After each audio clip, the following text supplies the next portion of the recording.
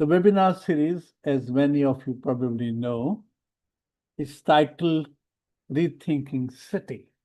And we are obviously also focusing on rethinking the Indian city.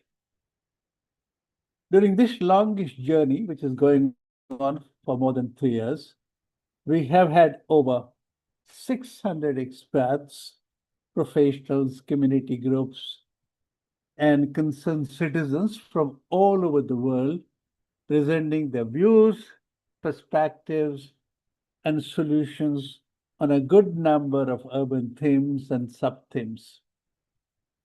We have dealt with topics such as urban governance, municipal finance, public transport, climate change, infrastructure investment, slums, housing, poverty, informal economy, infrastructure investment, slums, housing, poverty, Gandhi and city as well.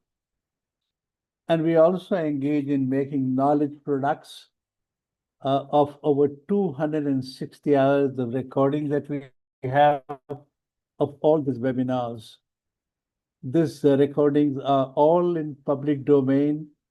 They are on India's website as also on YouTube. So they're accessible. Anyone who wants to see it, refer it, is available.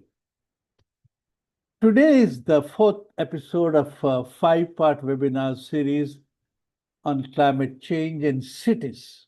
We are looking at climate change in the context of cities and urbanization, and that we are doing in collaboration with CityNet. CityNet, as you know, is a regional network with over 30 years of experience and some 140 city and other members from the Asia region. We also have as partners CANSA, that is Climate Action Network South Asia, and they're doing pioneering work in the region on climate change. And we have All India Disaster Mitigation Institute, which has deep-rooted commitment to finding solutions to people's problems arising out of man-made and natural disasters. This collaboration with CityNet, with CANSA, with AIDMI has not only widened our reach, but has brought in many rich experiences from cities of the region. For instance, today's webinar presents climate action stories from Quezon City, Philippines, work and impact of City Gov Fund of Southeast and South Asia Covenant of Mayors for Climate and Emergency Energy from Taipei City, and of course from CityNet, which Paulo is moderating. This international experiences and efforts are in juxtaposition with what Anshul Abbasi Bhai from NIUA and Dulari Ji from UA have to offer. And this all makes it a very rich exchange and very relevant learning experience.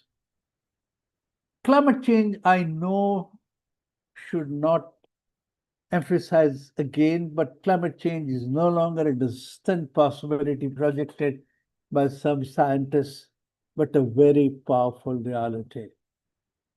It's a visible and real threat, and preparing for it globally, preparing for it regionally, nationally, locally, at the city level, at the family and community level, is an inescapable compulsion now.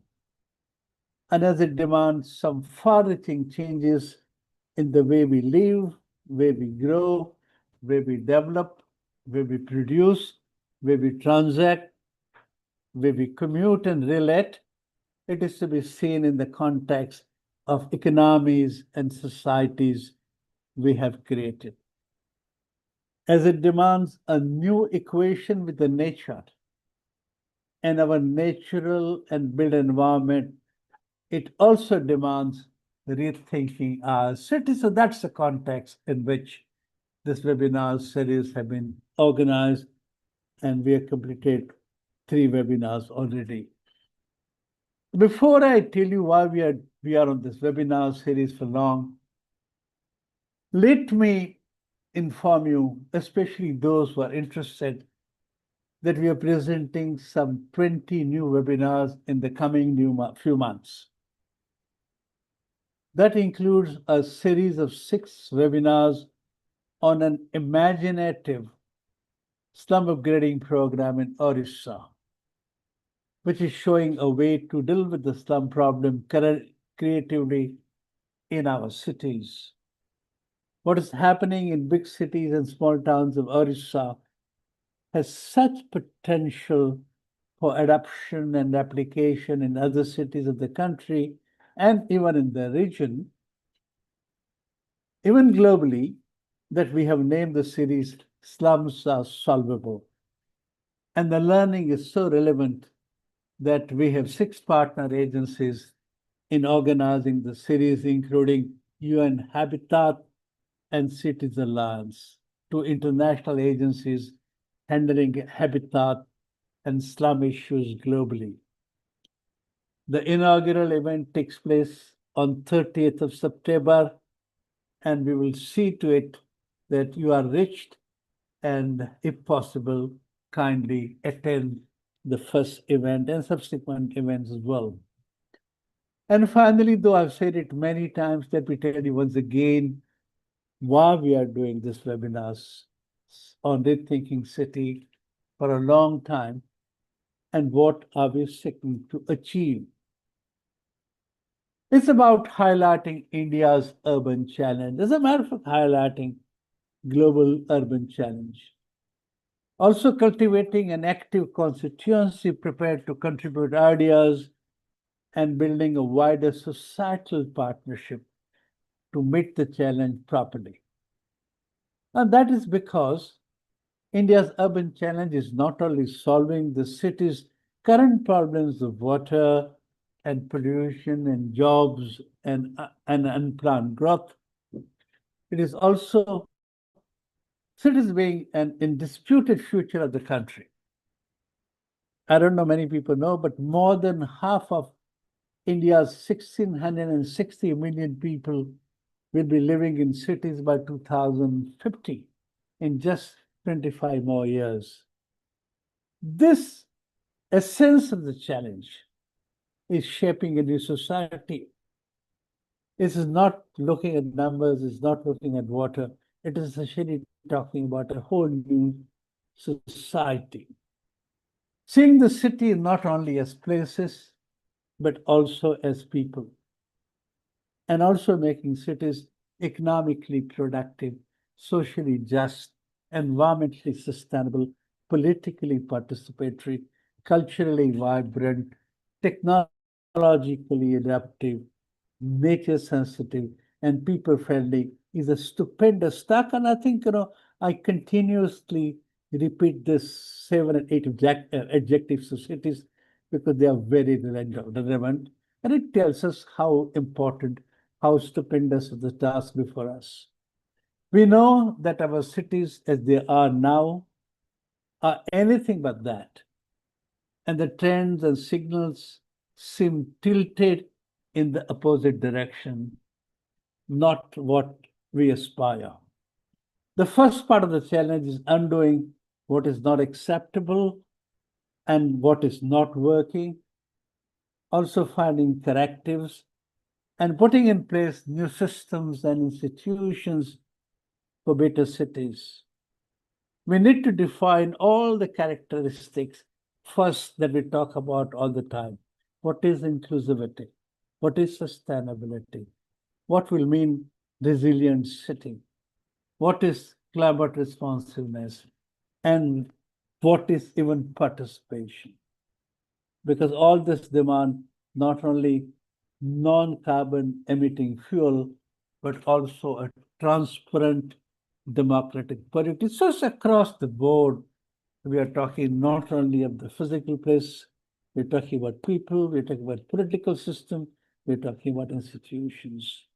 And what we are doing for the last 3 years is a very small part of the effort that is required to building a wider societal partnership. So with this rather longish introduction about the webinar series, I hand this over to my friend, Paulo. But before I do that, Paulo, let me introduce you briefly. Paulo, prior to working in CityNet, spent 10 years working in a national local government association based in Manila, Philippines.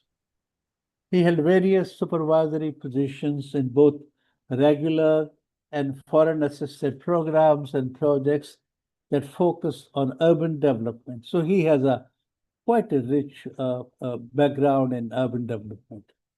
Some of this include public procurement, disaster risk and resilience, local health development, and localizing minimum development goals and sustainable development goals.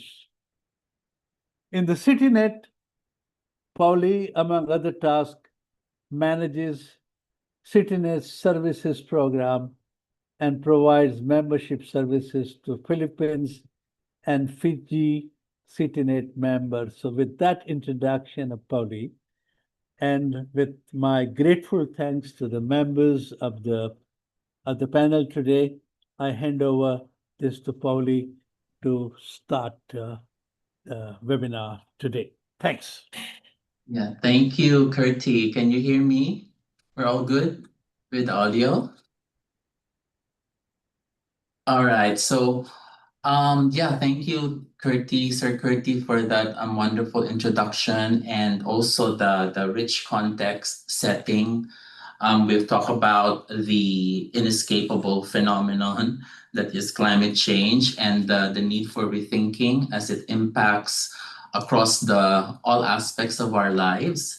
And for today's webinar session, we are very much privileged because just to emphasize, this is being co-hosted by CityNet. Again, CityNet is a regional city network for cities in the Asia Pacific. Our headquarters is in Seoul. I'm actually reporting to you from Seoul City. And for this particular session, we'll be bringing some of our members showcasing their best practices on local climate implementation. And we're very happy that they're taking time with us. So we hope I'm looking forward to a productive session with all of you, especially to our participants. So without further ado, I'd like to introduce to you our first speaker, who will present on the climate actions of Taipei City. We'd like to call Ms. If you can also introduce yourself, Ms. Pei, as we go through the presentation. So you have the floor, Ms. Pei Lun Chou, who will present the climate action implementation of Taipei City.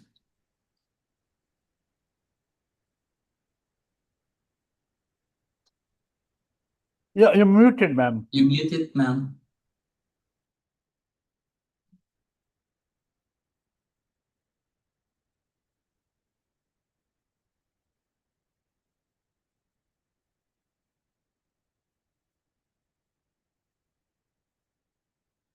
You're muted.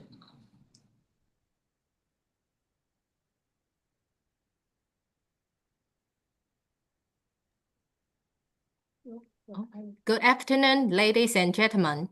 I am Pei Lun Chou. It's my honor to share Taipei City's climate action with you. This year, Taipei ranks 8th in the 2025 Happy City Index and also ranks 4th globally for environmental friendly indicators. In terms of resource recycling, Taipei has a strong recycling culture with a 67% recycling rate. During the 10th anniversary meeting of Paris Agreement this year, our mayor also shared the garbage collection policy of Taipei, which surprised other participating cities. Taipei City took the lead in the nation in declaring 2050 net zero emissions goal in 2021. And at the same time, formulate the Taipei City self-government audience for net zero emission management. We have set the target to reduce 40% carbon emission by 2030, compared to the base year 2005, and net zero emissions by 2050. Taipei City's carbon emissions in 2023 have decreased by 16%, and the per capita carbon emission is 4.35 tons. Taipei City self-government audience for net zero emission management is based on 8 core elements. All city departments actively plan and implement specific policy measures to regulate deep carbon reduction and climate change adaptation in the public and private sector, and are working together to promote the city's net zero transformation. In addition to strengthen climate law, Taipei City is also promoting full solution for net zero transformation based on local conditions. The solution include cooling city, green transportation city, resilient city, and net zero new life.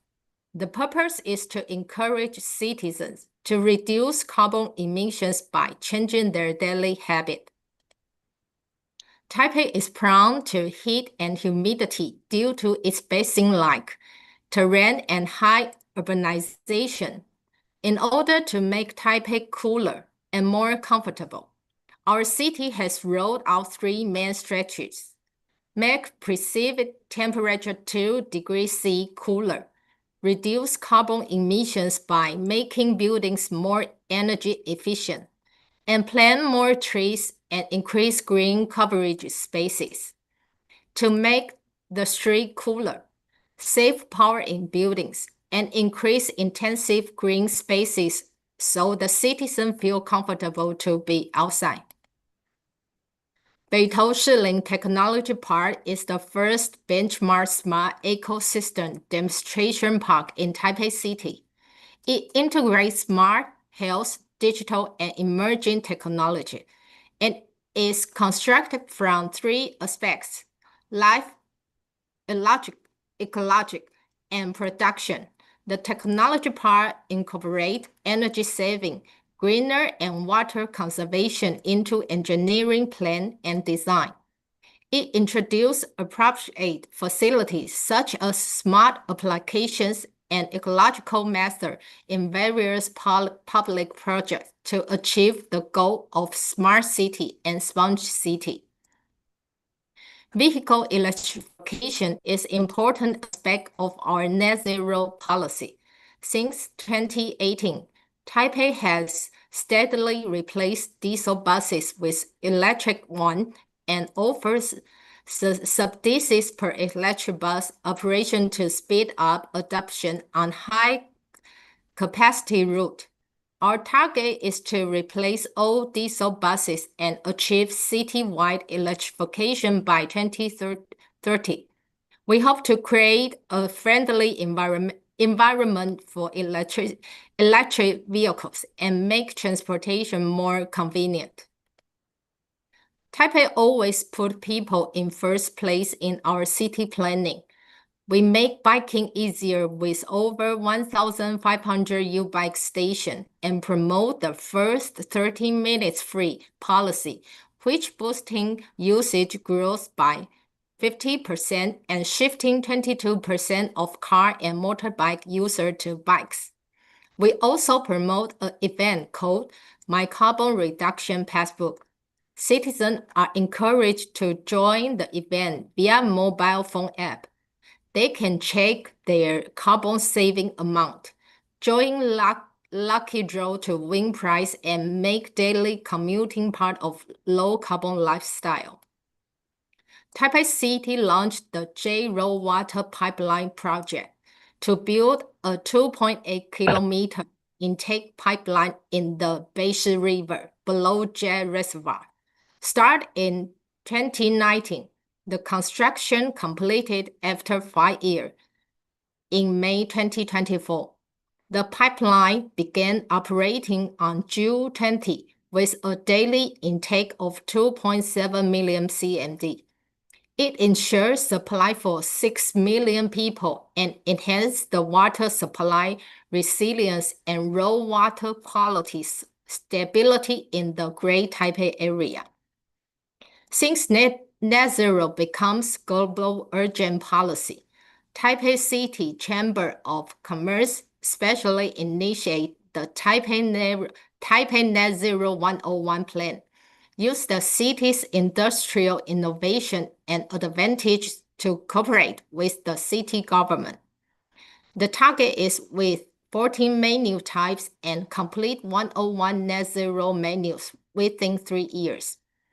This effort further demonstrates public-private determination to work together for sustainable development. Through this plan, Taipei's path toward net zero becomes more concrete and solid. To help reaching the 2050 net zero goal, we kick off a lucky draw event called Save 3% Electricity for a chance to win 100,000. Over 12,000 homes joined the event last year. This year, the prize pool has grown to 4 million with 400 winners and a top prize of 100,000 until the end of 2025. Residents can register on their event website and start saving electricity in their daily life for a chance to win the prize. This event encourages our citizens to change their daily life habits while reduce their carbon emission at the same time.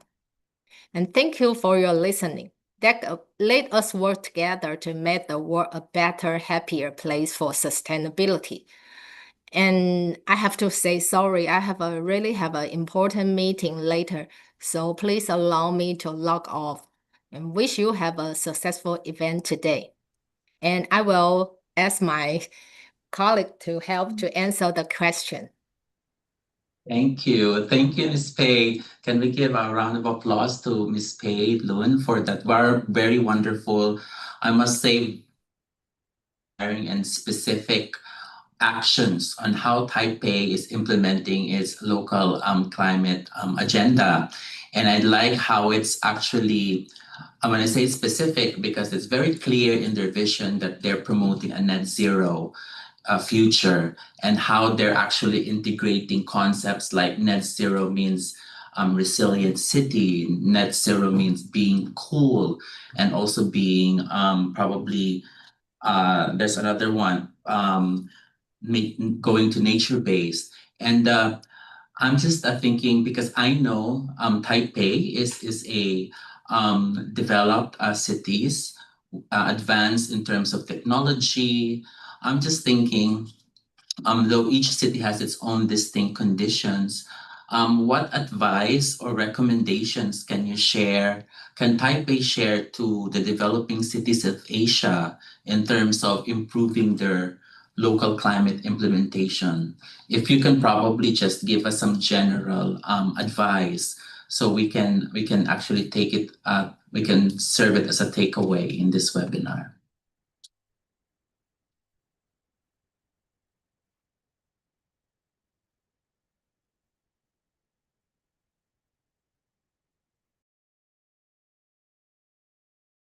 You're muted.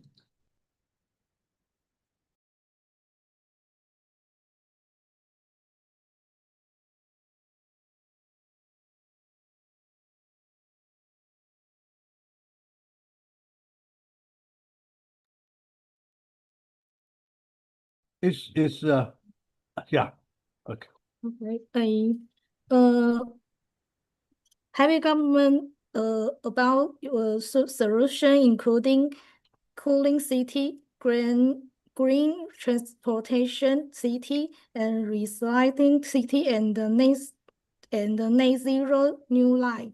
I think we will continue about the four solutions and cooling about this one.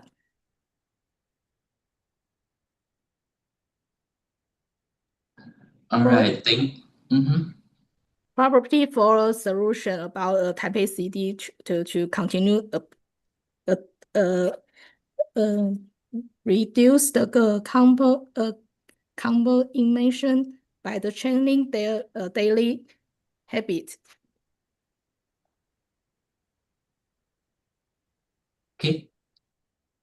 All right, thank you. Yes, it appears that during the presentation, Taipei is really putting people first in the planning and also attracting people to, engaging people to participate. Since in the last slides, they were even thinking of they were having a contest on those households that have actually decreased their electric usage. So in that way, that's actually very interesting, and perhaps for other cities to follow. So with that, again, thank you, Taipei. Please stay until the end of our webinar. We can our audience, you can actually also ask questions in our Q&A. So that's our presentation from Taipei City. So from there, we're asking another city presenter from Quezon City. We have Mr. Vincent Vinarao, the Assistant Department Head of the Quezon City Climate Change Environmental Sustainability. I'll just introduce him first. He's serving as the Assistant Department Head of the Quezon City Climate Change Environmental Sustainability Department, where he's playing a key role in advancing the city's environmental programs and climate action agenda. With extensive experience in local governance and sustainability initiatives, he supports the design, the implementation and monitoring of policies and projects that address climate resilience, environmental protection, and sustainable urban development. His work focuses on strengthening Quezon City's commitment to achieving its climate goals, fostering cross-sectoral partnerships, and ensuring that community-driven initiatives contribute to a greener, more resilient city. So, Sir Vincent, please take the floor, and we look forward to your presentation. Hi, good evening, everyone. Thank you for the introduction, Polly. Is my audio clear? Yeah, okay. On behalf of Quezon City, I am honored to join you today for this webinar series.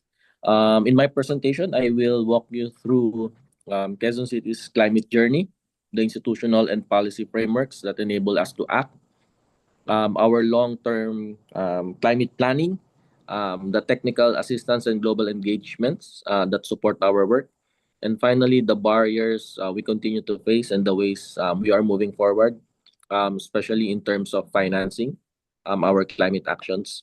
And through this, I hope to highlight how a highly urbanized city like Quezon City is finding opportunities to align governance, partnerships, and finance in pursuit of climate resilience and carbon neutrality by 2050. Just an overview, Quezon City is the most populous city in the Philippines with over 3.2 million residents, and the largest city in Metro Manila by land area, covering 161.12 square kilometers. Its scale and density make it a critical player in shaping how the metropolis responds to the climate crisis. And beyond its urban character, Quezon City is also rich in green and civic spaces.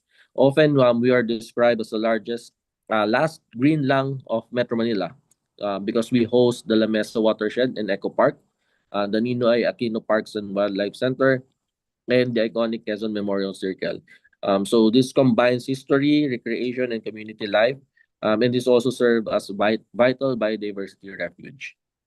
The city is equally a hub for national institutions in higher education.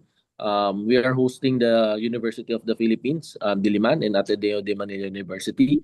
That also provides a strong foundation for research, innovation, and leadership. Yet, despite these assets, Quezon City continues to face serious climate risks from flooding and extreme heat.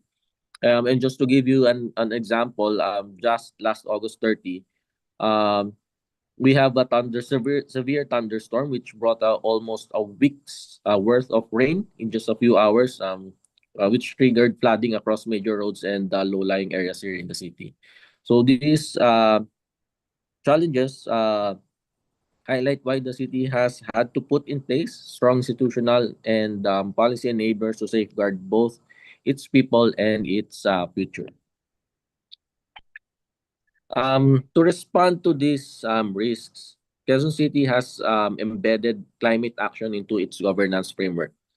A key step was the declaration of a climate emergency, which allowed the city to prioritize and mobilize resources specifically for climate action.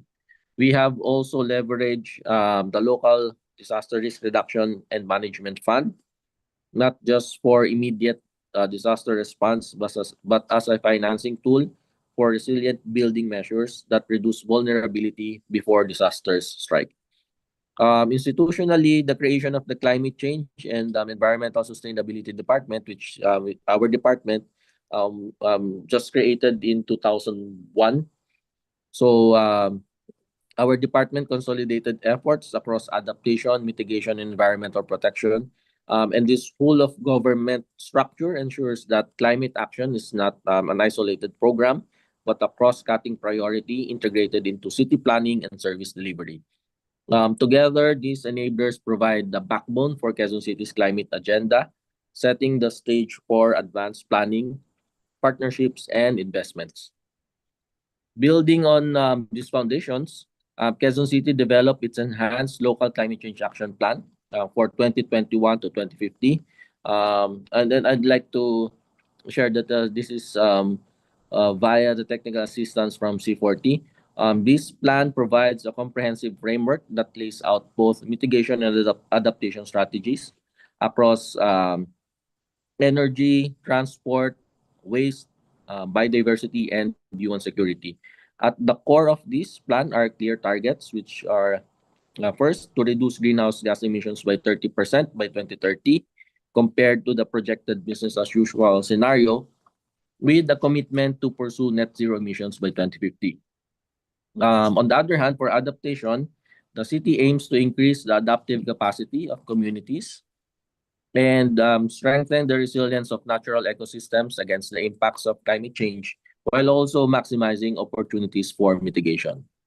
To turn these ambitions into action, the plan clearly defines the role of departments, communities, and civil society, ensuring a whole of government and whole of society approach.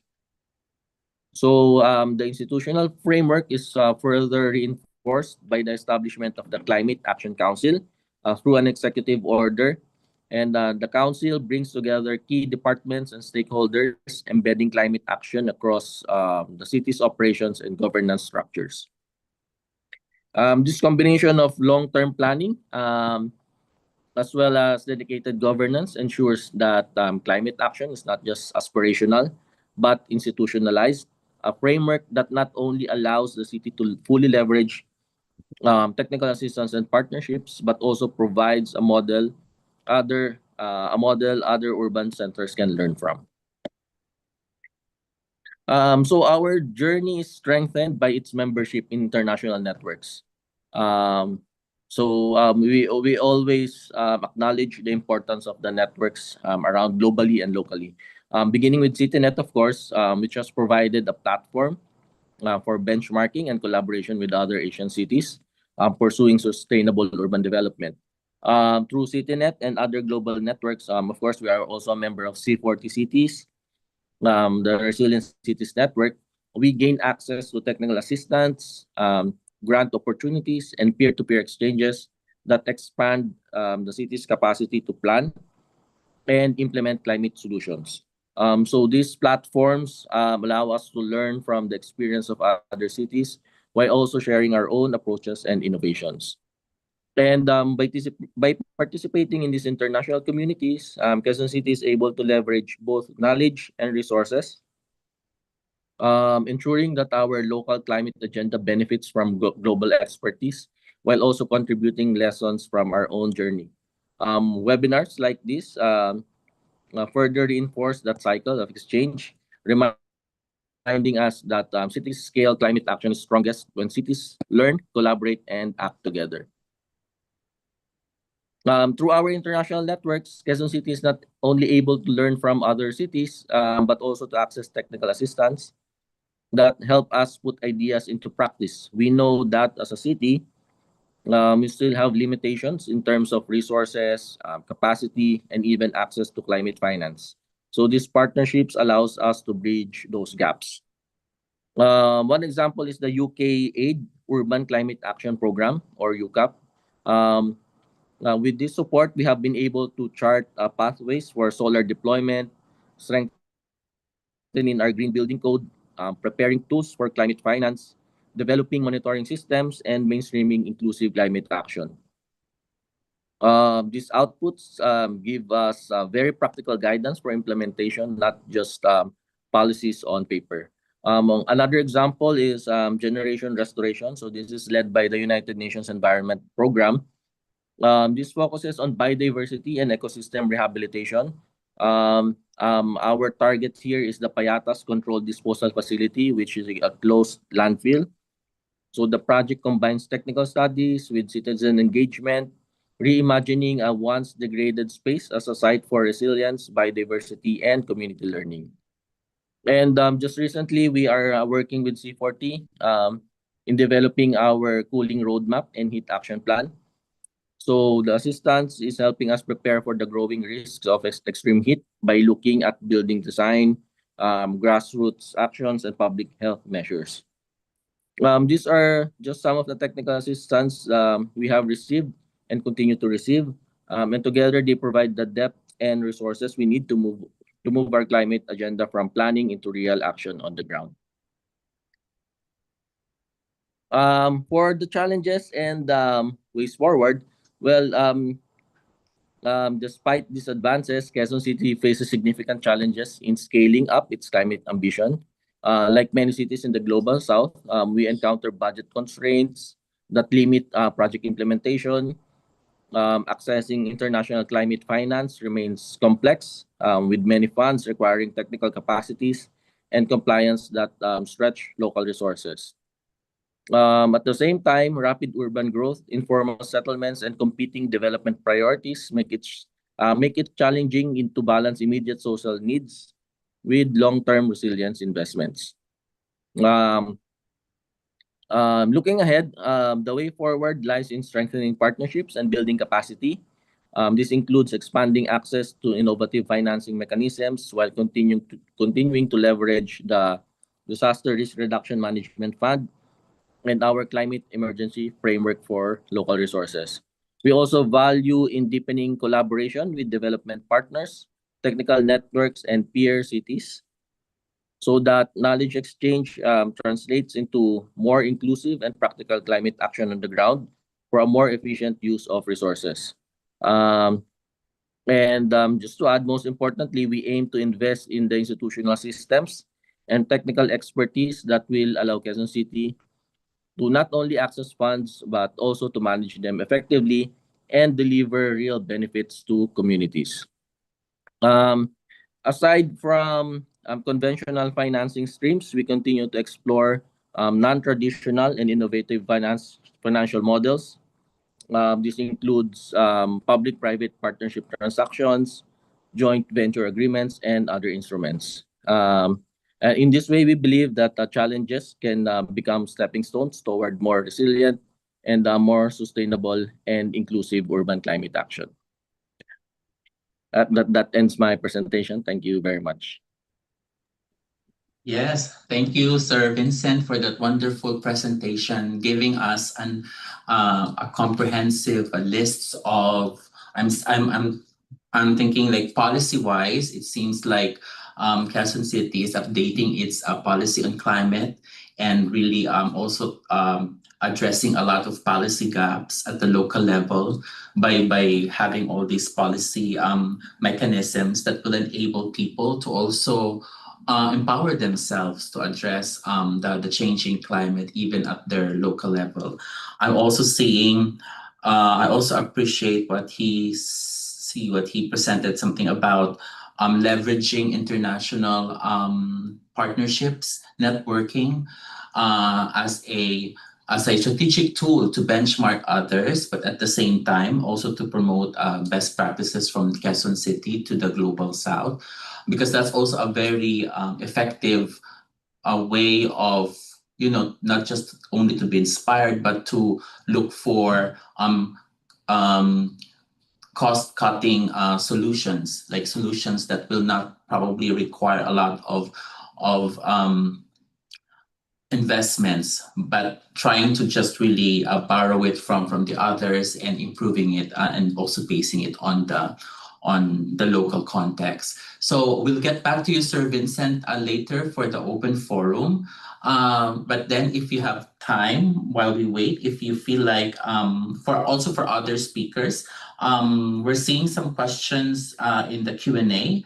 So later you're also free to answer the questions that are actually in the Q&A box. So from Quezon City, we're going to India. We have with us Mr. Anshul Abbasi from the National Institute of Urban Affairs, who's the lead for policy and planning. Let me have the privilege to introduce you, sir, before you present on behalf of your organization.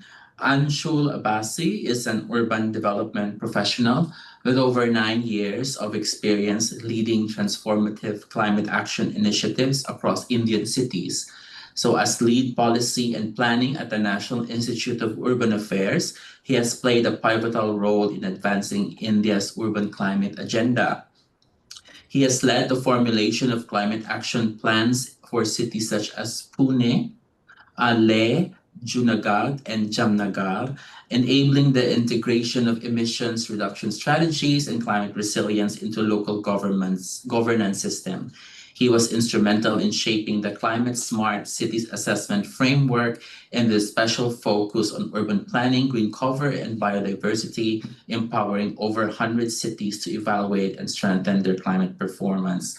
Currently, he's leading in the development of the disaster management plan for the Ministry of Housing and Urban Affairs, integrating climate risk and business continuity frameworks for Indian cities.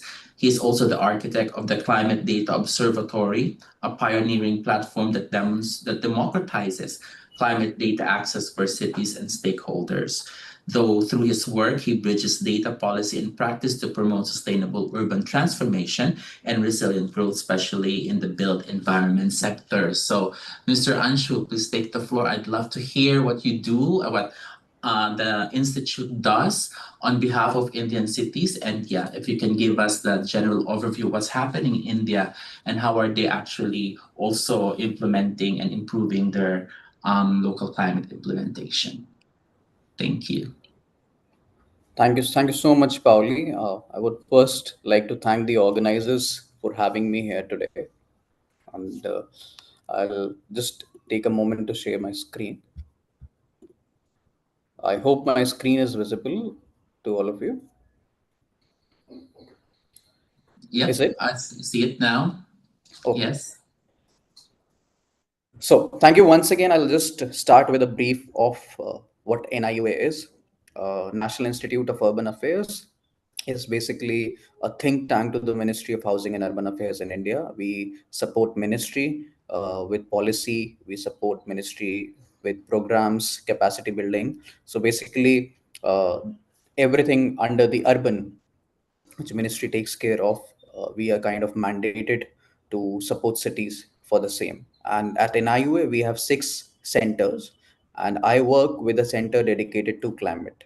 So that's Climate Center for Cities. And it was established 5 years ago with a mandate to support ministry first with the climate policies. Secondly, for mainstreaming climate actions in India. So before that, whatever development in the name of climate or sustainable development which was happening, it was majorly fund led. So if there was fund in the solid waste domain or maybe in the water domain, the actions in the cities were implemented as per the funding or as per the sectors. There was a need for a comprehensive framework and for kind of tailor-made recommendations and move to a need-based model, and that's where the center was established. And for 5 years we have been working closely with cities. I'll not go into much of the details. This is just a short background of what we were established for. Moving further, my talk today would focus on the climate action plans which were developed by the Climate Center for Cities. So, just for information, we did 4 climate action plans for Leh from Ladakh, Jamnagar and Junagadh from Gujarat, and Pune from Maharashtra. So the idea was to take a small city, medium cities, and large cities, and have an understanding of how the process is, what are the issues, what are the challenges, and what can be taken forward. So the reason of doing climate action plans was that you can see on your screen the impact of climate change which Indian cities have been facing. It was to understand the larger vulnerability of the country. And if, as you can see, 31 million people are vulnerable, especially in coastal regions in India. There has been a rise of 75% in terms of heat waves, which impacts public health of the vulnerable communities, such as the informal vendor, construction workers. There are 77 cities in India which are prone to cyclones, more than 140 cities prone to flooding. So, in a summary, that the vulnerability of cities or susceptibility to hazards is going up. And in return, what's happening in terms of the economic losses, if we just look at the few numbers, so India required around 2.5 trillion to 3.5 trillion dollars. It's an estimate which was identified for 2015 to 2030. This was to meet the India's nationally determined contributions. And as you can see on the right side, the historical economic losses over the past decade, the total economic loss due to the natural hazards or disasters in India is estimated to around 100 to 150 billion dollars. So the idea here is that while India is struggling to become a developed country and it's investing immensely into infrastructure projects, but parallelly it's also bearing the brunt of the disasters and the frequency and intensity of uh, which is going high day by day, and it's affecting our GDP overall, and it hits us with a massive number on an annual basis. So that's the challenge in hand, that investing in resilient infrastructure is something which the country needs to prioritize, addressing disaster recovery cost as well. And I think for that, what is required is efficient resource allocation and building resilience into our programs and policies. So with this in mind, we started with the exercise of creating climate action plans for cities, because cities are not only the major contributors to emissions, or they're also the kind of the ones who bear the brunt of the climate hazards. And then there lies a lot of potential for action as well. With that in mind, we developed the philosophy for climate action plan, linking it to the national and the international commitments and goals. So we have the Paris Agreement at India. We have around 8 submissions under the National Action Plan for Climate Change, and one of them is National Mission on Sustainable Habitat, to which our CAP methodology is linked to. We focus on these 5 sectoral areas when we do a climate action plan. So we look at urban planning, energy, green buildings, mobility, air quality, water and waste management. So this kind of becomes the skeleton of the climate action plan, which NIO has been developing. I'll just quickly take you through the process. I don't think we have enough time to go it in detail. I would rather spend time on the learnings that we have after doing the climate action plan. So this is the process we followed. We created a baseline in each of the cities, and this was based on the framework we have. We developed the future uh, and the present GHG inventory, did the climate projections. We developed the vision along with the stakeholders at the city level, and then we created a roadmap for actions along with the implementation strategy. So this is an example from Leh. So I'll be talking about Leh a bit from the point of view of small towns and what's happening in terms of climate action planning. We did a baseline. We kind of gathered data from ground, and we did a from secondary sources, that what is the scenario of disaster in the city, how prone the city is to flood. Leh being a tourist town in India, for the benefit of people who are not aware, as you can see that I just deliberately have put this slide, and I would like to spend some time here. The kind of seasonal variation in electricity consumption that you can see is because it's a extremely cold climate, and it's a tourist hotspot as well. So in the winters, the electricity consumption goes because the government buildings require a lot of heating. They burn a lot of fuel. But on the other hand side, if you see the petrol and diesel consumption of the city, uh, it suddenly changes from May to October because these are the tourist seasons. So one thing is, while we are developing climate action plans for small cities, it's not just the population of the city that matters, it's also the floating population. And a lot of small towns, medium towns in India, they are even either side of pilgrimage, they are tourist towns. So even that needs to be considered because that is a major factor leading to the emissions. Then we did a few of analysis towards the mobility, air quality, try to understand the network, what is the water scenario, how are the springs doing, uh, what is the water supply available, how much is the degradation. So not going into the details, but this was just to show you the process. We did the climate projections for the end of the century. What would be the impact? This is how the GHG inventory looks like. It's amazing to see that Leh has 33% of emissions just from transportation, which I don't think any other small city in India would have. And we mapped the kind of contributors to the GHG emissions. What would be the future scenario? We did a detailed risk assessment specifically for floods because they being the more relevant ones. And that's how we developed recommendations. So Leh came up with a vision of net zero by 2047 and making the city climate resilient. And this was the same approach which we followed for other cities and kind of identified the actions and also linking it to the timeline that by what actions, what percentage by 2047 will help us go net zero and also make the city more resilient. So these are the kind of projects, policy plans we suggested for the city of Leh. It included reduction of freshwater usage, improving groundwater recharge, mitigating mudslides, managing flood water, managing waste. CND waste is becoming a big problem for the city, and it is going to go up. Transitioning to EV vehicles. So I'll skip these slides and come to the major crux of the talk today, that if we look at the climate action plans, and while the major cities have the capacity to develop them and they're also implementing, what about the small towns? So there are a few critical insights which we gained. So what we realized, specifically for a small and medium town, the community led initiatives really work well. So if the community is not included right from the starting at the consultation level, uh, the everything messes up. So there won't be any ownership of the implementation of actions in future. Second thing, we identified the traditional knowledge.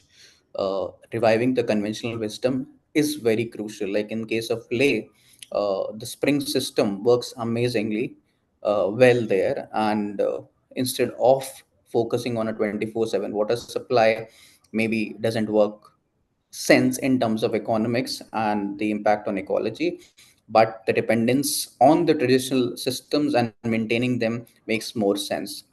The role of NGOs and local unions is crucial. They are there on the ground, they understand city or the town much better than someone like us who's sitting at in Delhi at NIUA. But we have our own skill sets, they have their own skills. How do we marry them? That's where the success of a climate action plan lies in. Considering the industrial sector, usually that exists outside the city, the at the peri-urban areas, at the transitional areas, it's very important because it is also impacting the city. So just looking within the boundary of a ULB doesn't make sense. Replication versus local solutions, replication from larger cities is something that doesn't work.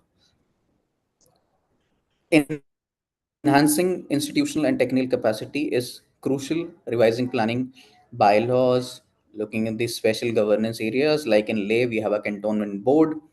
How much of that can be included in a climate action plan? Similarly, for a small city, how much of the special areas can be involved is something which needs to be checked.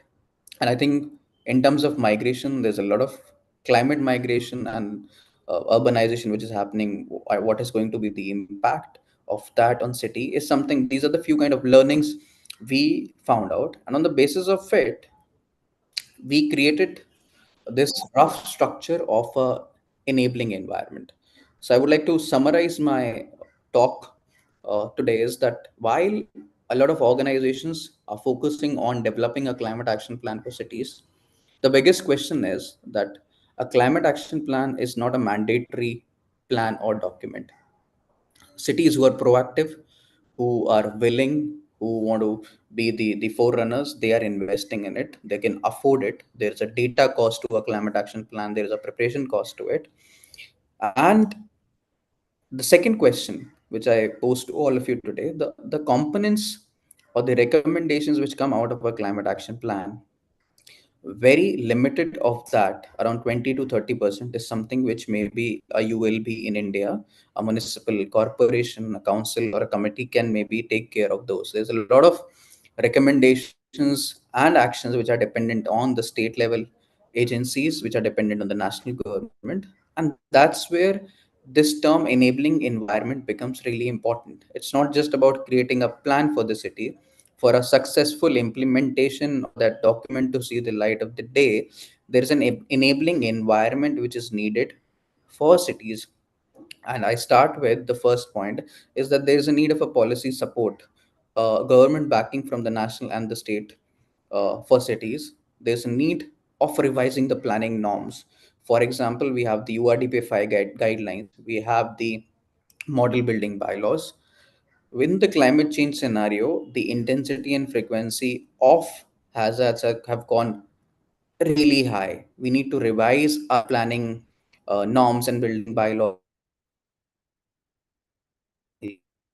Even if you look at states, we have, while one thing can work in one city, but maybe within a same state, there could be a geographical diversity, there could be a difference in the seismic zonation. How do we make tailor-made zonal wise norms is something which is needed for successful climate action plan strategy, which is long term and which is sustainable. Next is having risk informed guidelines, having risk informed missions. So the every penny which is spent by the national or state government in cities should be risk informed. It should be climate resilient. Cities struggle with data when they need to create a baseline from a climate action plan or a projection. The data, basic data, is not available with them.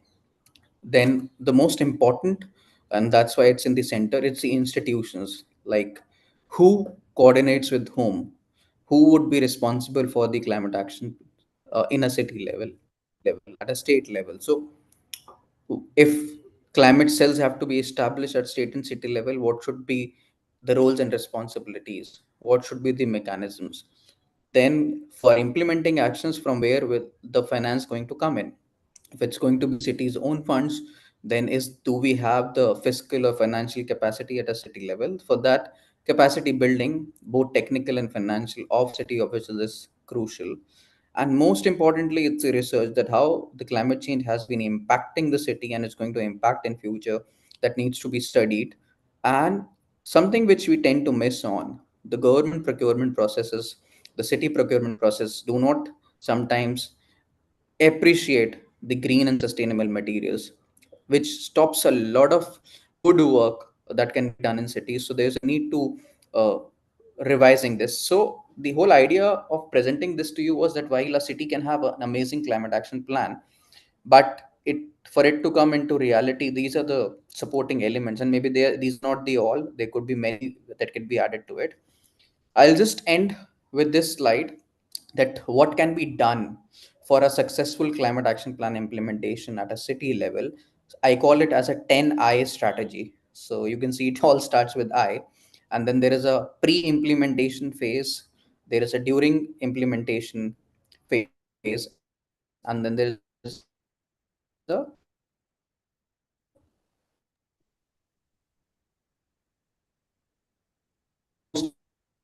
implementation. So if you see the first institutions and innovation really relevant for any climate action plan, the pre-phase. So by identification, I mean cities should identify the vulnerable areas, the vulnerabilities. They should have identification of databases. From inquiry, I mean there should be a scientific inquiry of the existing norms, whether they are suitable, are they relevant, do they need a revision, and what would be the climate scenario after maybe 50 years or 70 years. Then establishing institutions, restructuring the urban governance is something which needs to be done. And then innovation is something, a term which we usually miss on when we look at the sustainable or urban development or climate action planning. It's like tailoring climate responses is really important instead of replicating something which has worked maybe in a big city. So it's about replicating the principle and not the practice as such. Then how inclusive a climate action be? Is it addressing all the vulnerable groups? It is addressing the informal areas. Is it talking about the people living in the slum? To implement that, from where the investment is going to come in. And it's not just about always investments or maybe some kind of a loan or a grant. It's also about incentives. You can achieve scale by, and especially the climate mitigation projects, they can easily be kind of scaled up using mere basic incentives or subsidies. So this is where our cities need to look into. And the last phase, I think it's the infrastructure development, instilling the responsible behavior through IEC activities and monitoring the impact on an annual basis, that whatever action was planned, whether the amount of benefit which was aspired or thought of from that has been achieved or not. So I think with that, I'll end my talk today. I think I've taken a little more time than was allocated to me, but I would leave you with this 10I strategy and look forward to hearing from the participants in various. All right.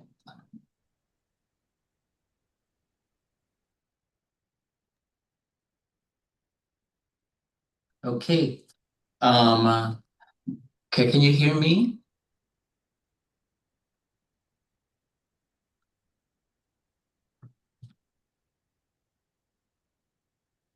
Hello? All right. Can you hear me, Kurti? Yeah. I Okay, can hear I think I lost there. My connection was a bit unstable. Thank you, Sir Anshul, for giving us the presentation. I really like it in terms of like underscoring careful planning on it's not just really developing the plan, but also looking at the different dimensions on how to address the impacts of climate change. In particular, like say for even for a small city, you just really can't plan for just the population of that city itself. Especially if it's a tourist city, you have to also plan for those transients. For we call it the daytime population because of some factors that are actually also distinct or peculiar to that city. You have to take note of the peculiarities of the distinct conditions of the city in terms of planning it to mitigate and to adapt and mitigate the impacts on climate change. So that's actually one. And also definitely the 10 I's are very useful frameworks, especially in the planning. And again, it doesn't really end there. You have to probably do some reiteration in the planning. And the most important is the implementation, because that actually that's the success. That's actually that's where the success lies in terms of the execution. And yes, we've underscored or we've mentioned a lot of enabling environment, enabling mechanisms, and one of which really is definitely the financial aspect to it. So what will actually set the motion for these climate projects to be implemented. And of course, with our cities, with especially our developing cities in Asia, there's always a question on the budget constraint, on how to source funds, not just within the government, but also they have to be innovative and also smart in actually accessing financing, not just within the local governments, but and national government, but also from the private sector. Unfortunately, we have a lot of partners, global partners, who are actually extending help to our cities in the global south to develop different projects, to package it in a way that's also helpful for others and become really more attractive to get it funded. But most importantly, that is actually that project reflects really the aspirations and actually what reflects the clear need from the people. So thank you again, Sir Anshul, for that. And doing the segue relative to how do we support these projects, I'd like to call on Ms. Jazlyn Lee from the City Gap Fund, who will present to us based on their experience on the project preparation for cities, with the overview of how do we actually make the proposals work, especially in terms of making it more attractive and making really a big case for others to support our local climate actions. But first, let me have the honor to introduce Ms. Jazlyn. She's the engagement lead for Southeast Asia and South Asia, the Global Covenant of Mayors for Climate and Energy, the City Climate Finance Gap Fund, or GCOM Gap Fund Partnership. She's leading the city engagement on the City Climate Finance Gap Fund in Southeast Asia and South Asia. She's facilitating partnerships and promotes low carbon and climate resilience actions, implementations by cities, by supporting cities in improving their access to climate financing and resources from project preparation facilities such as the GAP Fund.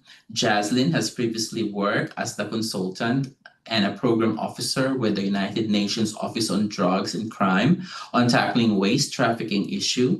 And she also worked at the Worldwide Fund for Nature, or WWF, as the Southeast Asia Regional Coordinator for the Extended Producer Responsibility, or the EPR project. I'm certain that Ms. Jazlyn will share, based from her experience, on how probably we can improve our making a good case of different projects so that others can actually also support us, not just so that we can have more access to financing, not just within our government itself. So, Ms. Jazlyn, please take the floor.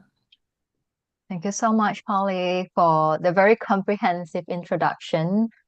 I'll just take 1 second to quickly load my slides, and I will start my presentation right away.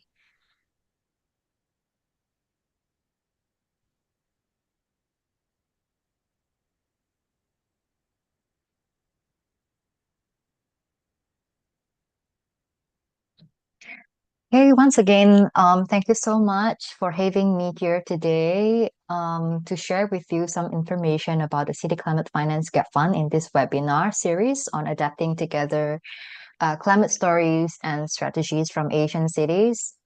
So my name is Jazlyn. I'm from the City Climate Finance Gap Fund and the GCOM partnership. So I think previously, Polly also quickly touched upon most of the cities are having challenges, especially when it comes to accessing climate finance, because this is very crucial when, especially when cities are looking for resources as well as financing when it comes to actual implementation, project implementation on the ground. Here, I just would like to quickly touch upon in terms of how do we overcome these kind of challenges, especially when it comes to accessing climate finance, including for secondary as well as for smaller cities as well. So I think in order for us to overcome the challenge of accessing climate finance as well as project financing, I think it is very crucial for us to be able to systematically break down the project cycle into manageable stages. For example, here you'll be able to see even during the early project preparation stage, it involves several stages as well.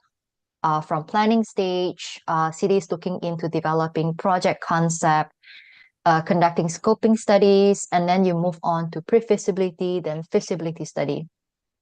So here you'll be able to see different stages actually requires very different set of objectives as well as activities as well. So by breaking it down into different manageable stages, you'll be able to identify what are the priorities for each of the stages of project preparation cycle. And here you'll be able to see as well what sort of resources or financing mechanism you can potentially tap into as well. For example, during the early project preparation stage, cities can actually look into applying for grants or even technical assistance for project preparation facilities, such as the City Climate Finance Gap Fund, which is one of the project preparation facilities out there. So the Gap Fund has been supporting over 200 cities in different regions, helping cities to conduct project preparation to ensure that the project proposals or your project ideas are investment ready before you proceed to the next step where you look for project financing or even looking into potential investment as well. And then so once you've completed the project preparation cycle, then you move on to implementation. So that is when you can look into other financing mechanism. For example, some of the speakers earlier has mentioned about PPP, for example, looking into blended finance, or even benefiting from private investment or even loans as well. So this is where the City Climate Finance Gap Fund comes in. So it is one of the project preparation facilities, basically providing technical assistance to support cities during the early project preparation stage, helping cities to develop bankable project and to develop investment-ready project as well. It is jointly implemented between the World Bank together with the European Investment Bank and GIZ. And of course, when it comes to implementation and reaching out to wider cities, the Gap Fund Secretariat also working very closely with partners, including GCOM, C40, ICLEI, and other partners as well. So this is just to quickly share with everyone that in terms of the scope of project preparation support from the Gap Fund. So as you can see from here, it is very much focusing on early project preparation stage. So the Gap Fund provide technical assistance in the form of helping cities to develop, for example, climate action plan, disaster risk reduction master plan, up to the stage of pre-feasibility study. So some of the questions where if some of the cities here who are keen to look into the possibility of applying for project preparation support from the Gap Fund, some of the questions that you can keep in mind in terms of how Gap Fund can help you to conduct assessment and analysis. For example, Gap Fund can help you to understand whether or not your project ideas are financially viable or economically viable for you to proceed further. Are there any risks in relation to your project ideas, especially when it comes to implementation of new project concept or new technologies or looking into new infrastructure as well? And how do you develop a risk mitigation plan as part of your project proposal? And how do you build a business model around your project idea as well? So those are some of the questions that Gap Fund will be able to help you to provide more assessment.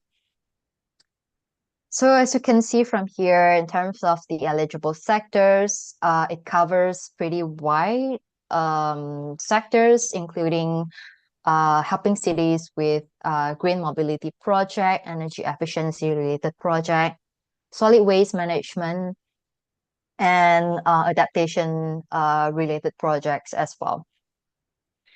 So I'm just going to quickly share two examples where cities receive technical assistance from the government.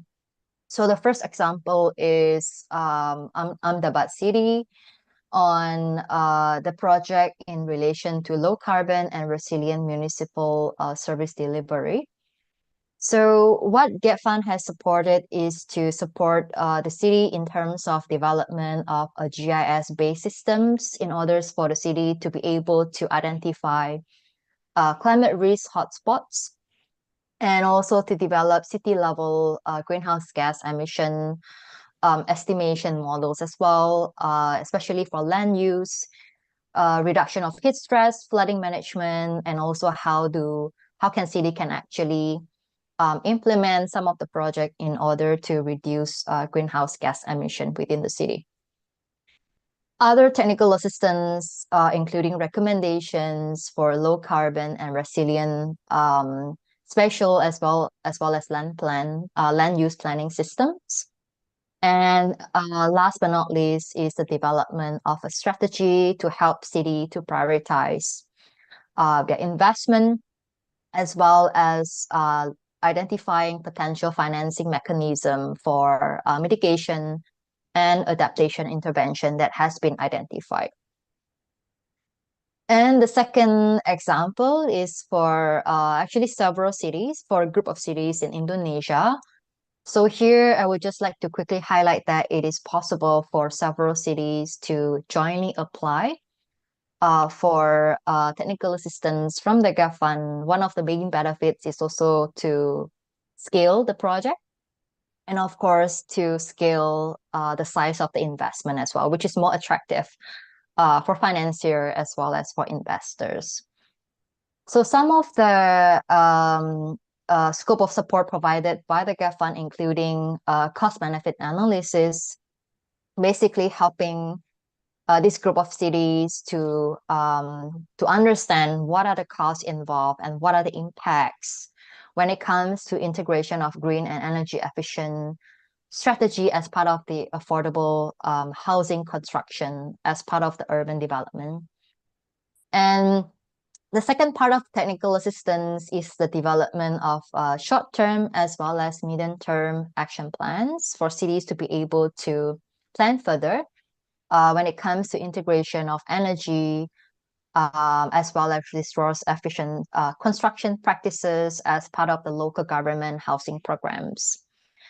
And last but not least, the government also supported city in the development of a location suitability tool, as well as a housing calculator as well, so that cities will be able to make use of this tool, as well as housing calculator for them to identify suitable areas for new housing projects, and to help cities to understand as well with these new housing projects, what will be the climate resilient impact for the population within that area. So that's all for my presentation today, and I'll hand it back to Polly.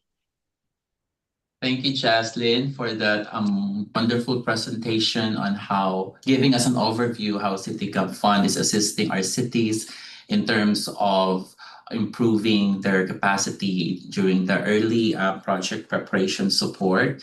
And what is actually also striking for me is that even during the early project preparation phase, we need to identify the financing mechanism so that this can actually have a good chance of actually offering it to different investors in this case, and also in particular giving us also some success stories and how cities have applied and used the process of City Gap Fund to further improve and actualizing their projects on local climate. So thank you again, Ms. Jazz, for that presentation. So from here, I'd like to last but definitely not the least in terms of the presentation, maybe we'd like to call Ms. Dulari Parmar who's the lead in climate justice at the Youth for Unity and Voluntary Action. So let me introduce first Ms. Dulari. She's an architect based in Mumbai. She completed her master's program in urban design from Kamla Raheja Vidyanidhi Institute for architecture and environmental studies. At UVA, she contributes to the climate justice work. Dulari has played a crucial role in climate hazard mapping of the Mumbai metropolitan region and facilitated the community-driven climate vulnerability assessment in Ambudwaji, Malad. So through her work, she emphasizes the need for the marginalized groups, asserting that this tool can be leveraged by the communities to advocate for their rights. So Ms. Dulari, can you please take the floor, and we'd love to hear your presentation, how your organization is engaging the communities, in particularly perhaps with cities, on making sure that really no one is left behind in terms of addressing different climate issues, and also making people realize that they have a stake on this particular phenomenon. Take it away, Ms. Larry.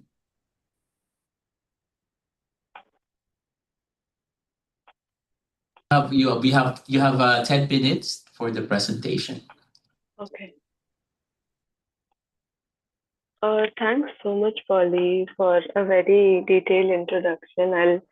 I'll briefly share about our work at UVA today and hope to do justice to the presentation. First of all, I'd like to thank the organizers. Some of them are friends already, Kirti ji from INHAF, Kansa, CityNet, and others who are really anchoring this very important conversations on cities. I do know that Kirti ji always speaks about the urban challenge and how important it is to really lever our focus on the cities where the problems will be intensifying, and also the need for the focus on these in the urban areas. So I'll start with an introduction of the organization, of my organization. Youth for Unity and Voluntary Action is actually a 41-year-old nonprofit based in India. We work across different thematics, but I'll be presenting about our climate justice work. We of course have started working. We started working with working on habitat, informal work, youth rights, child rights, but now very recently we have started working on the climate justice. We work with marginalized communities, especially our climate justice work focuses in cities. A lot of our climate justice work speaks about the power imbalance that exists within our societies, within our cities, and how can we go beyond the ideas of tree plantation or plastic reduction to really see who are the most vulnerable to climate impact and what can we do about it together. We have a layered strategy which includes not only grassroots action but also working at the policy level, at city, local, and state level, and then towards narrative shifts of shifting towards this onus of climate action from an individual to the systemic issue of power. We're working across two important aspects and have very nascent work on just urban transitions and loss and damage, which is an emerging area of work. But since the past 5 years, we've been working specifically on adaptation and coping at the grassroots and through mitigation at the disaster risk reduction paradigm at the city level through development plans. Again, talking about the urban challenge that Kirti ji pointed out in his presentation or in his briefing right at the start that India is an intersection of multiple inequalities, including caste, class, and gender, which shape everyday urban experiences in our cities. The state welfare role is shrinking. We are moving towards more and more constrained nature of our cities and very political for every matter, and also very polarized amongst different population and based on religion and caste. So we do know that the issue is at hand is very complex.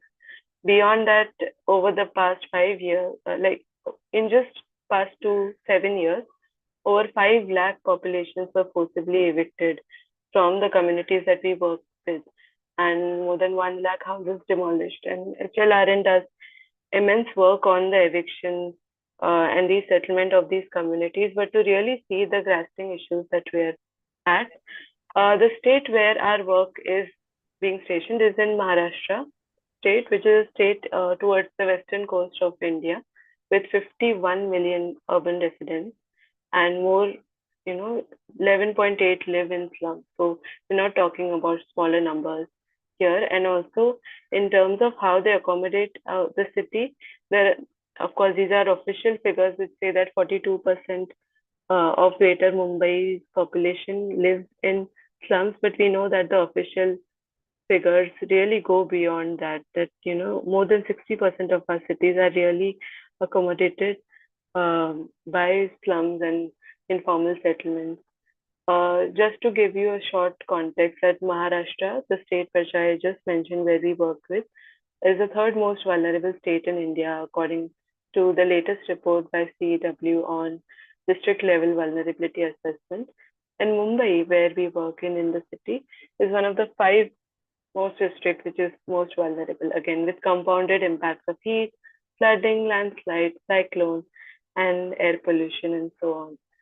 So to combat all this issue that I laid out right at the start of my presentation, we have developed through a lot of iteration and a lot of engagement and a lot of feedback through and through within the teams, externally and at the grassroots, we have developed this 4-pronged approach to climate action, which I'll briefly take you through each step, starting with climate hazard mapping, where we map vulnerable communities or informal settlements or slums, as we call them, across the city. And to our surprise, Mumbai, being one of the financial capital of India, still does not have database on slums, a comprehensive database and updated database on the slums in the city. So we took that challenge to our own hands and mapped, geotagged all the bastis across the MMR. And upon these, we layered multiple hazards like flooding, heat, landslides, sea level rise, etc., to come up with 27 hotspots across the MMR, and through which we arrived at Ambujwadi. Ambujwadi is an urban poor settlement located along the western coast of Mumbai, very close to a beach and very prone to cyclones. So climate impacts, we can see that flooding and heat are the most common ones and very real and very true impact of climate change in terms of flooding and heat are seen in Ambujwadi.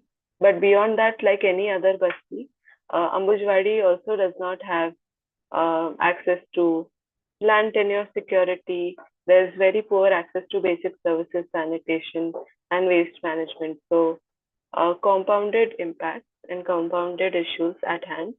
To combat this, we came up with now this is the third step of our community climate action planning model, which is vulnerability assessment and CCAP, where the vulnerability assessment is literally grassroots with young climate educators, young residents, we call them climate educators from the community. So we started this work back in 2022, and then now we're leading towards the community climate action plan, which is again still in progress in Ambujwadi. I'll share some insights from the process that we did in the community with the young climate educators. And again, the educators or the young people from the community are no longer the receivers of climate solutions. They are a part of building the solutions for themselves, by which I mean they also learned how to use GIS, how to do geotagging in your own community, how to map climate vulnerabilities like flooding and heat. Where do you experience most heat? And what is the reason for flooding? So many such nuances were captured through our vulnerability assessment. And this was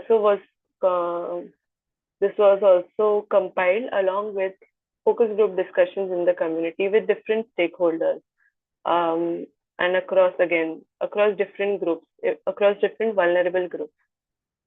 Through the vulnerability assessment, we arrived at 10 important themes in the same community, which led us to analysis of the database that was collected over the period of 6 months. Here you can see the climate educators again mapping and understanding the community from a very nuanced perspective of understanding what are the interconnections between flooding and stormwater drain or garbage and health.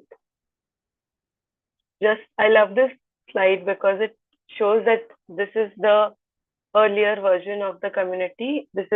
So Ambujwadi is almost housed by 60,000 population. So we know that the size is huge, but once the data collection, the vulnerability assessment was complete, we ended up with a map with so many colors and so many data points on each point in the community, showing so many problems, but also so many opportunities for intervention.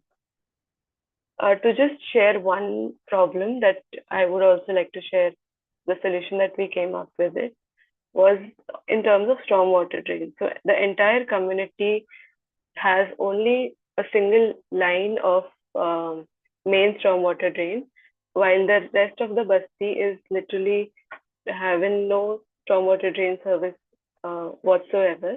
And especially this red area that is marked, which is called the Patrachal, the Shantinagar Patta in this area, which does not have any service of stormwater drains. And most of the house floods because of lack of gutters in the community.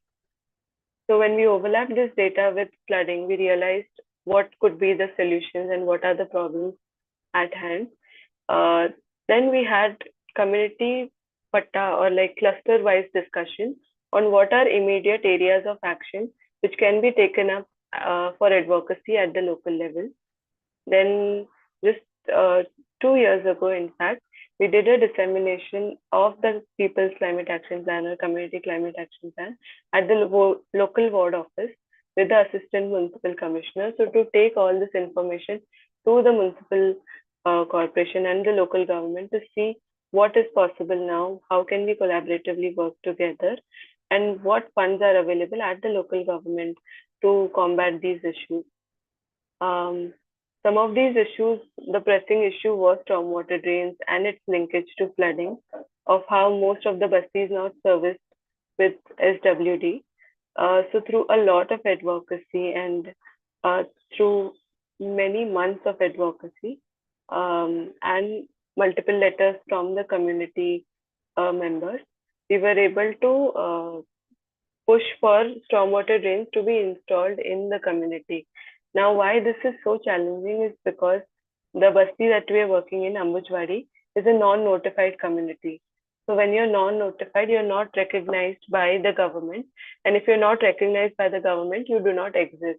So for a community to demand for something that officially does not exist is also a big challenge. But through this climate lens and through this climate change lens, we were able to push for some of these interventions to be installed in the community. So we really know that climate is an important lens recognized at the local government level too. Beyond that, we also expand our adaptations efforts towards nature-based solutions, looking at NBS in the community in previously extreme flooded area.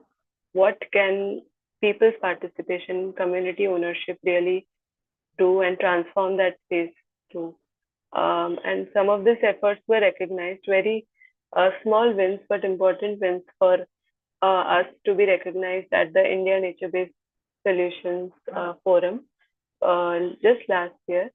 So I would like to end my presentation with a wider political agenda that we want to, of course, we are expanding this work now from Ambujwadi. We have expanded this work to 3 other cities in Vasai Virar, in Navi Mumbai, and Guwahati.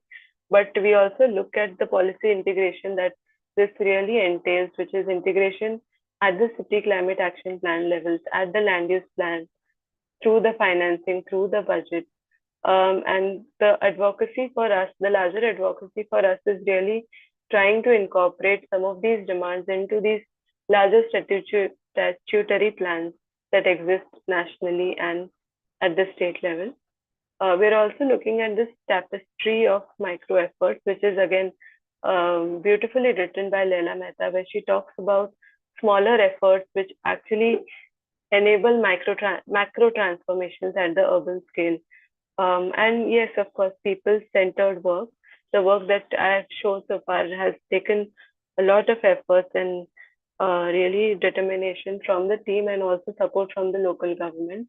It can be messy, but so a small open space, when transformed in the community, really shifts power back to the people and creates long-term impacts which wouldn't happen if it was top down. So I'll stop here and wait to hear reflections from you.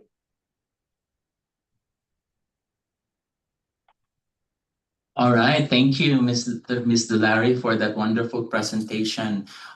Striking for me is when you said during the last part, like micro efforts toward macro urban transformation and really engaging the stakeholders, even for some sectors that government doesn't recognize, we need to really help the government recognize them so that proper interventions can be allowed or can be offered to them.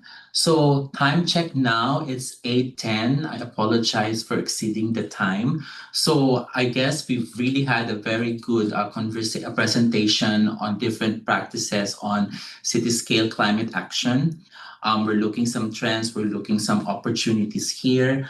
For our speakers, I encourage you to answer take time to answer some questions in the Q&A box. We would love if we can answer them. Definitely we won't be answering them in details now, but if we still have time, we can take time to answer. So again, thank you to Sir Vincent from Quezon City, from Taipei City, Jazlyn from the City Gap Fund, Mr. Anshul Abbasi from the National Institute of Urban Affairs, and also Ms. Dulari for all the time, for taking the time and really inspiring us to move further towards a local climate implementation. And before I end, let me just have 3 major, I think, highlights that I'm getting from this webinar, from this discussion that we have. Definitely number 1 is planning is critical. I'm seeing across the presentations that really planning is integral to the success. It's critical. And most importantly, planning on how to finance your plan, your projects, is even more critical. And that includes the identification on the sources of finance.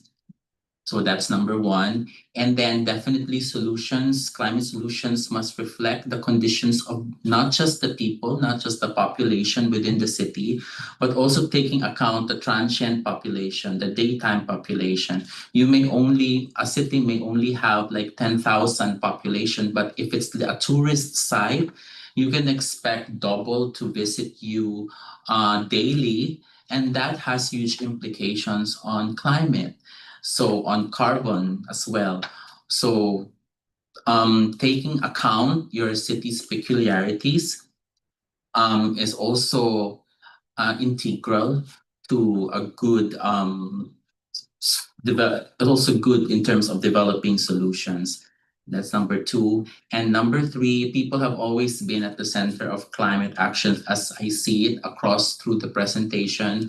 I'm seeing a lot of really efforts of empowering them through different policies, both from the city side, both from the non-state side, empowering them to look even for opportunities and solutions, guided by the institutions and people to further resolve their vulnerability, their climate vulnerability. So with that, I turn this, thank you again. And with that, I turn over to INHAF, to Kirti, to close the session.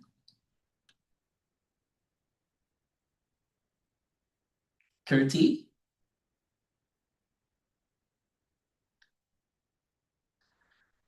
All right.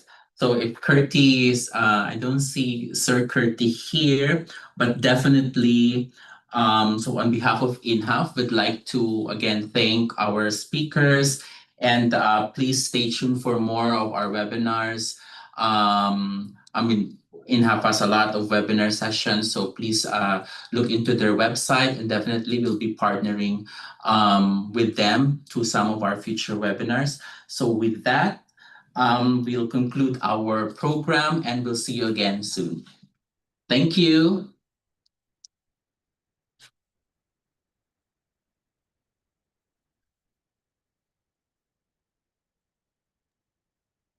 Dulari Benji, Yes, sir. आप हमारे adviser बन जाइए. Kirti, we're already ending the program, so I guess we'll see you soon in the next webinar. I'll speak to you, Dulari. I'm very serious. I really mean it. But you're doing some Yes, very yes, good work, yes. and it is not only very meaningful. It has huge implications and possibilities, and Absolutely. especially while cities essentially struggle for solutions, this approach is and this work, to me, it's very important. And we're doing something in Chennai, and I thought we'd learn from you. So I think I'm going to make you my guru, not Oh, my not at all. Not at all. I have so much to learn from you. I'll stay in touch with you, Kirti, for sure. No, we'll work out. Thank you. Thank you. Ms. Dulari, Yuva is a member of CityNet, right? I No, suppose yes. No? Yes, I think it's yes. So I need to check. And definitely, if you're a member of, if Yuva is a member of CityNet, let's explore further how we can develop some project ideas, especially in the line of our work.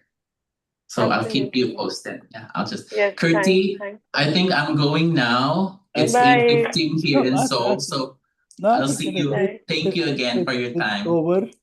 Anshul Bhai, Anshul Abbasi is still there. Anshul Bhai? Are you talking to me? No, I think you go if you want to go. Okay. All right. Bye. I think it was a very good session, Paulo. Oh, And good to hear thank that. you very much. Thank you. Bye-bye. Bye. Anshul Bhai? Hello? You're muted, Anshul Bhai, you're muted. Hello? Do you hear me, Anshul Bhai? Okay. Thank you very much, and wonderful. That was good event, and we look forward to seeing you again. And we'll come back to you again. Thank you very much.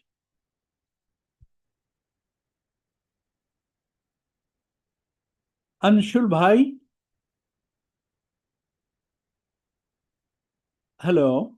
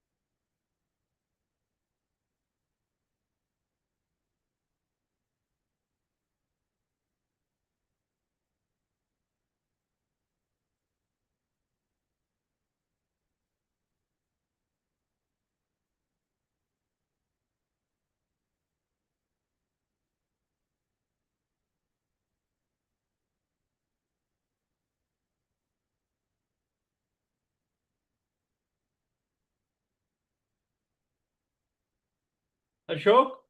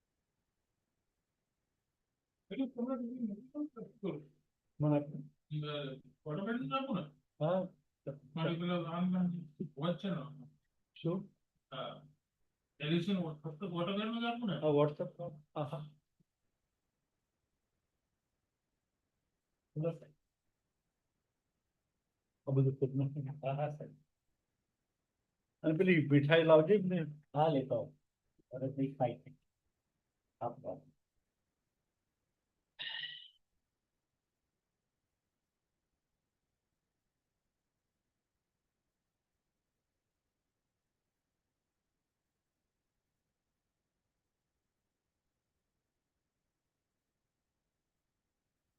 थोड़ा वो चाल से हाँ